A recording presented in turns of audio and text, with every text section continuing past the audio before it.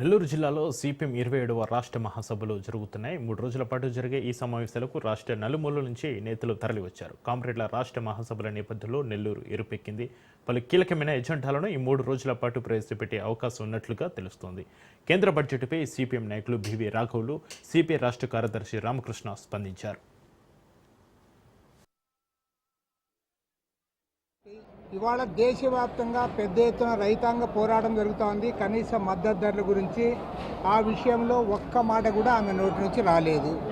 Number 2, దేశంలో ఉన్న కోట్లాది మంది వ్యవసాయ కూలీల గ్రామీణ పేదల యొక్క స్థితిగతులు ఇవాళ గ్రామీణ ఉపాధి హామీ పథకం పైన ఆధారపడి ఉన్నాయి. దానికి ఏమాత్రం కూడా ప్రాధాన్యత ఇవ్వలే. బడ్జెట్లో ఏదన్నా ఒకటి మేలు అంటే అది మిడిల్ క్లాసు, ముఖ్యంగా ఇన్కమ్ ట్యాక్స్ కట్టే వాళ్ళకి, గ్రామీణ ప్రాంతాల్లో వ్యవసాయం చేస్తున్న వ్యవసాయదారులు, రైతుల గురించి కూడా ఈ బడ్జెట్ ఏమాత్రం కూడా ప్రాధాన్యత ఇవ్వలేదు.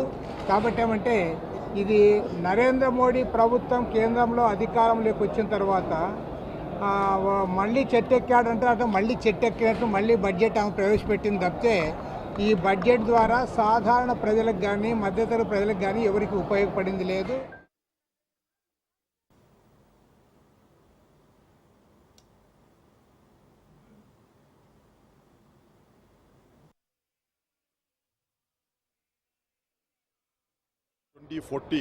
All the budgets to improve the income of the richest in our society, and workers, peasants and downtrodden sections of society, they have been suffering all along. Now to impress upon the middle class, some tax relief has been announced in this budget. At the same time, the benefits that the billionaires are getting hereafter. నిధులు రాష్ట్రాభివృద్ధికి సంబంధించిన నిధులు ఇవ్వాల, కాంట్రాక్టర్లు కట్టబెట్టడానికి, బిల్లులు ఇవ్వడానికి సరిపడే infrastructure, దేశవ్యాప్తంగా ఉన్న రోడ్లు, హైవేలు లేదా పోర్టులు, వాటిల్లో భాగంగా మన రాష్ట్రానికి తప్ప రాష్ట్రానికి ప్రత్యేకంగా ఒక పైసా ఇవ్వలేదు. సున్నా చుట్టారు. చంద్రబాబు నాయుడు గారు కేంద్రం యొక్క స్థితి చూసి దిగులుతో తలదించుకుంటారా, లేకపోతే ఢిల్లీకి పోయి పోరాడి సాధించుకొస్తారో రాష్ట్రం